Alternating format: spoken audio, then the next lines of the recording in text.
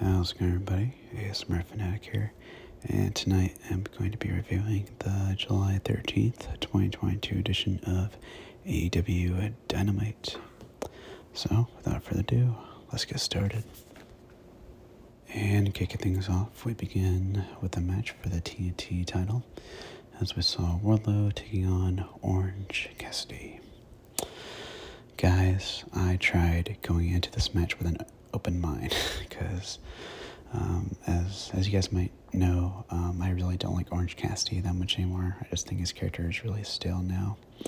And with Warlow, I really haven't been that high on him, ever since his feud with MJF. So, I just, went to this match just thinking, you know what, just, relax, sit down, just enjoy it for what it is. But I couldn't. There were so many things that just grinded my gears. So, for one, Orange Cassidy got way too much offense, like a whole lot. And what really bugged me about that was the fact that it seemed like Warlow had more of a tough time beating Orange Cassidy than he did MJF, which really left a sour taste in my mouth. That should not be the case whatsoever. And secondly, Orange Cassidy kicked out of the F10, a move that used to be really devastating to opponents, but here Orange just kicked out, and then a few seconds later he's, fighting back. Like, seriously? Yeah, that was really ridiculous. But yeah. Oh, and one thing I actually did enjoy about this match was towards the beginning when Chuck Taylor pulled out a chainsaw from underneath the ring. It was very unexpected, but hilarious at the same time. So, yeah, there you guys go. I enjoyed something about the match. And up next, we heard from Chris Jericho. Whoop-de-doo. I didn't pay attention to this whatsoever. I can't even tell you guys what this was about either. The only thing that I took away from this was that the fans are still singing along to Judas.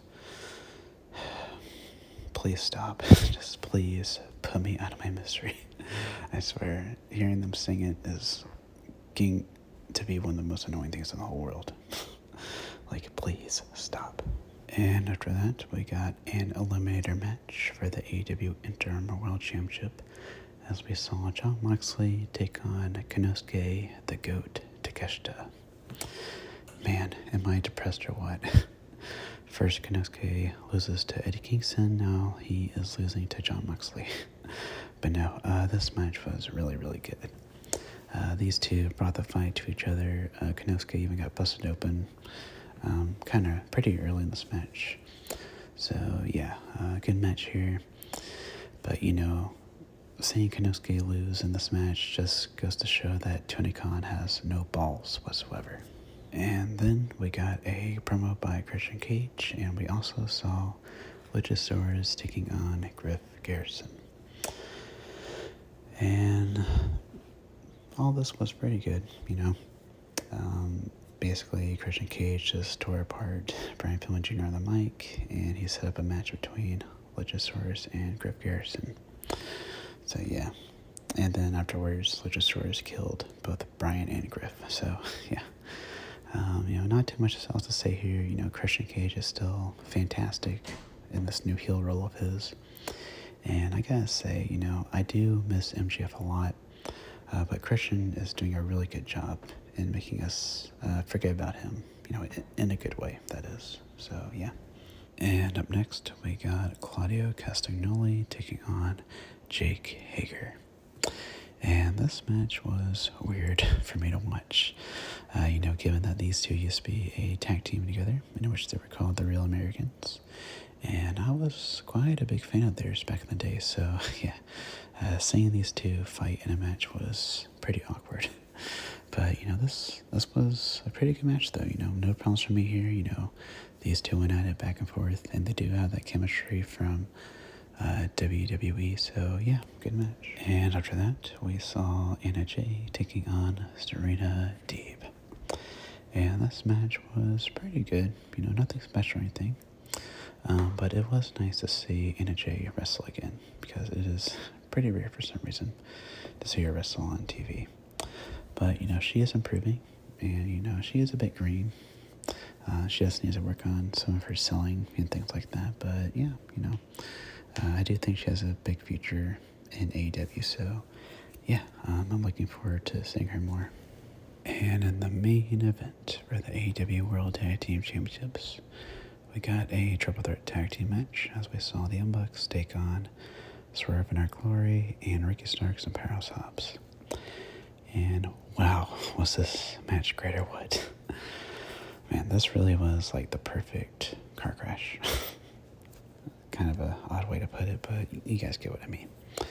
But yeah, you know, there were so many near falls in this match, tons of really cool tag team moves as well.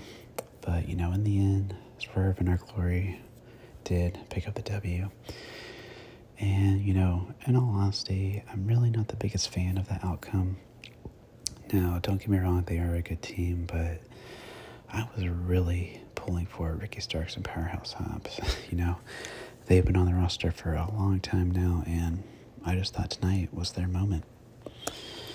And another thing, it was kind of strange to see the Bucks lose the titles this soon, because I could have sworn they were setting up for FTR to take the titles from the Young Bucks. So yeah, kind of strange that's not the case here.